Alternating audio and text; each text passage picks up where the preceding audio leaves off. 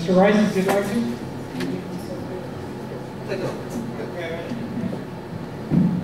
Good evening, everybody.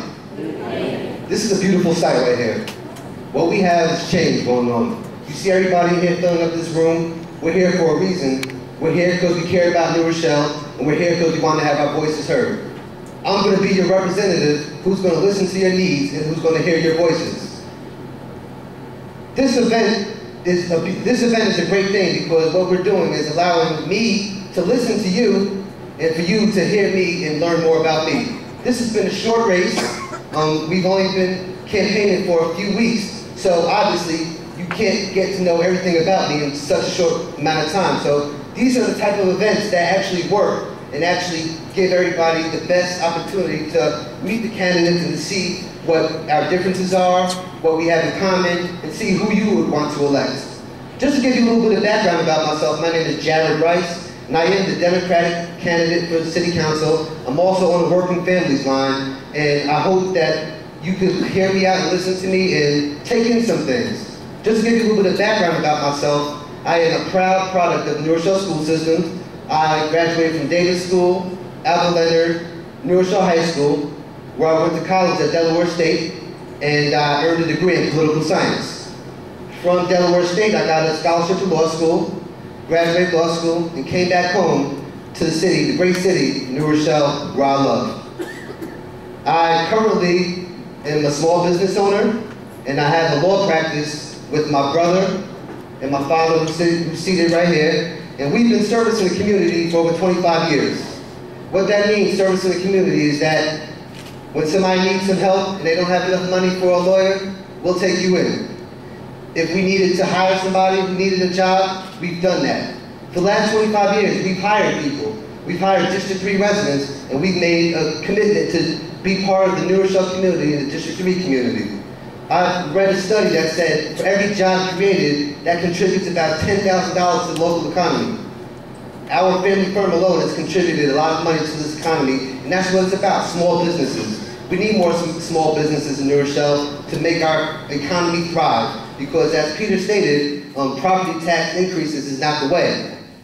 With regard to property taxes, I believe that we need to keep property taxes in check and that we need to avoid layoffs. This is a global economic crisis, and as a result, New Rochelle, like many of other cities, towns, villages, counties, states, countries across the world, are having a tough time. And I know you guys want to know, how are we going to react to that?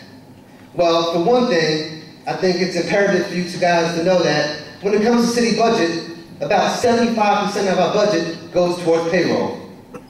Out of that 75%, 2/3 of that goes to fire, police, parks, and public works. So when we talk about cutting costs or looking at the budget line by line, I think we really need to control the cost of our salaries in government. And during this tough economic crisis, I think that we need to freeze salaries and benefits so that we can avoid the layoffs that would undoubtedly come, and we can keep property taxes in check. Also, I think that we need to look for grants. The federal government, the state government, there are grants out there for us. For example, I know a lot of people in this room have expressed concern to me about Stevenson Park. That's something that needs to be taken care of. And if I'm your representative, that will be one of the first items on my agenda. We need to look into what community block grants are available, because we can't depend on the city in this tough time to bail us out. I also think that we need to be more energy efficient. The way this world is going right now, we're going to run out of oil pretty soon.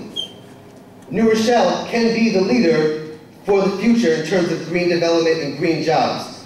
I think that we don't have the infrastructure right now in terms of a country to do that, or else we would not be so dependent on the Middle East and the Persian Gulf and other areas for oil. So I think that we can utilize our youth, we could invest in them, and we could create new leaders for tomorrow to create new solutions and create new jobs.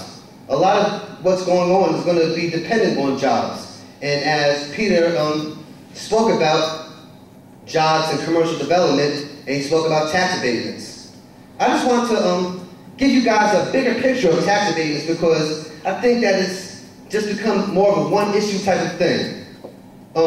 Avalon has a deal in place that was created approximately 15 years ago. What that means is they were given a 30-year abatement for taxes, and they don't have to pay full taxes.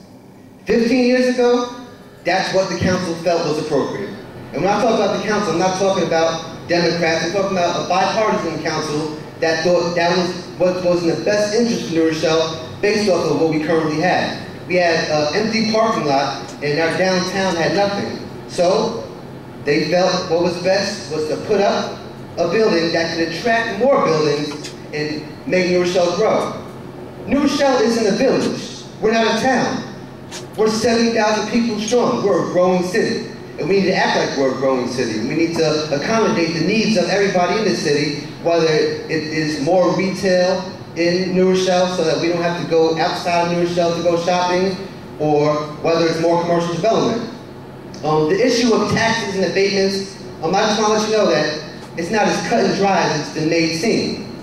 If I were to tell you that Trump pays full taxes, what would you say? If I were to tell you that the New Rock, the hotel pays full taxes, what would you say? If I were to tell you that the retail at New Rock pays full taxes, what would you say? If I were to tell you that 543 Main Street pays full taxes, what would you say? The Avalon was the impetus for that, and we were able to bring in more businesses and more development because that's what the council felt was needed back then. This is the year 2010. We are in a global economic crisis, and we can't blame the state of the city on 15-year tax abatement bill. That just doesn't make sense. What we need to do is go in with somebody like myself, who's a proven negotiator. I negotiate on a daily basis. As an attorney, as a criminal defense attorney, I negotiate people's lives. As a real estate attorney, I routinely negotiate six-figure deals on a weekly basis. As a personal injury attorney, I negotiate six-figure settlements for people who have been wrongly injured. We need somebody who's going to come in and not say no abatements. We need somebody who's going to come in and say, we need to negotiate and we need to do what's best for the city of New Rochelle to create jobs, to shore up our commercial base, and to make our city better. November 2nd is going to be an important day. We're going to, everybody in here seems to, from what I've been hearing when I've been walking around the community, they want change. Well, you'll have change with Peter, and you also have change with me. I represent a different generation. I'm a breath of fresh air for the city. What my generation represents is people who want to work together regardless of race, regardless of class, regardless of political parties. That's what I stand for. I come in with a positive attitude. I don't have a negative attitude. I don't want to come into the council with what's wrong with council. I want to come in with what's right with the city and what we can do to improve. I don't want to scare you to the polls with fires or rats. I want you to go to the polls with what's on your heart is what is good for the city and how you can work with the city to make improvements. I'm glad that all of you are here today. I look forward to having this conversation with you. I look forward to answering any questions anybody has. I'm going to stop right now, because I know there's a lot of people here, so feel free to ask me any questions. I'm open and transparent, and you'll get, hopefully, what you want from me. Thank you.